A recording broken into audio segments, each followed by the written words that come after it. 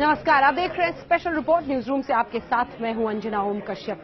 आम आदमी पार्टी ने नए सिरे से प्रधानमंत्री नरेंद्र मोदी को ललकारा है। वैसे बात तो होनी थी 2 करोड़ कपिल मिश्रा के आरोपों पर, लेकिन विधानसभा में आज ईवीएम का लाइव डेमो हैकिंग का करके आम आदमी पार्टी ने कह दिया, सिर्फ 3 घंटे पहले गुजरात के चुनावों के ईवीएम दे दो, एक एक सीट पर हम ही जीतेंगे।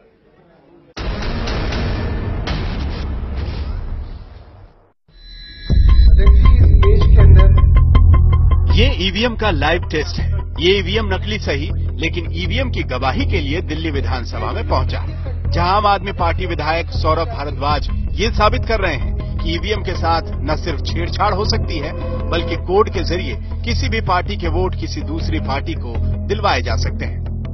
आज इस सदन के माध्यम से मैं दिखाना चाहता हूं कि इस प्रजातंत्र की नींव ऐसी मशीनों के ऊपर टिकी हुई है जिसको मेरे जैसा एक साधारण इंजीनियर भी 10-15 दिन की मेहनत के बाद जहां वोट डलवाना चाहे वहां वोट डलवा सकता है। ये हम अभी इस सदन के सामने साबित करेंगे। विधायक सौरभ भारद्वाज ने ईवीएम जैसी मशीन से विधानसभा में लाइव टेम्परिंग का लाइव डेमो दिखाया। सौरभ भारद्वाज ने ईवीएम के जरिए वोटिंग करनी शुरू कर दी।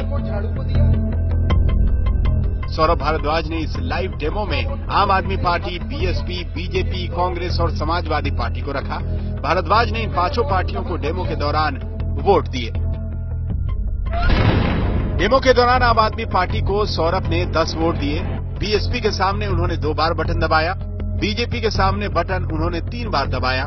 समाजवादी पार्टी और कांग्रेस को भी उन्होंने 2-2 वोट दिए। इस तरह ईवीएम नुमा मशीन में कुल 19 वोट डाले गए। सौरभ भारद्वाज ने इसके बाद वोटों की गिनती की बात की, लेकिन उससे पहले बीजेपी कार्यकर्ताओं पर कोड के जरिए ईवीएम में छेड़छाड़ की कहानी समझाई। ये हम आपको बताना चाहते हैं कि इसके सीक्रेट कोड हैं। जिस पार्टी के पास है वो उस सीक्रेट कोड को इस मशीन के अंदर दाखिल करके अपनी पार्टी को जिता सकता है। अगर आपने तय कर लिया कि सरकार तो बीजेपी की है, तो कोड भी बीजेपी वालों को पता है।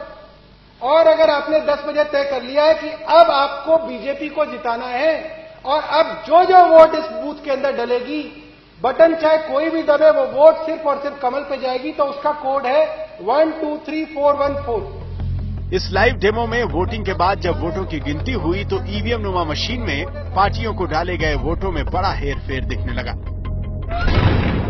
आम आदमी पार्टी को 10 वोट पड़े थे, लेकिन नतीजे में आम आदमी पार्टी के खाते में 2 वोट दिख रहे थे। बीएसपी को 2 वोट मिले, नतीजे में 2 वोट ही दिख रहे थे। इसी तरह कांग्रेस और समाजवादी पार्टी को भी 2-2 वोट मिले थे। इसकी गिनती भी सही निकली। बीजेपी को तो महज 3 वोट पड़े थे, लेकिन गिनती के दौरान बीजेपी के वोटों की संख्या 11 दिखने लगी। सौरभ भारद्वाज के मुताबिक आम आदमी पार्टी को मिले 8 वोट टेम्परिंग के जरिए बीजेपी के खाते में चले गए।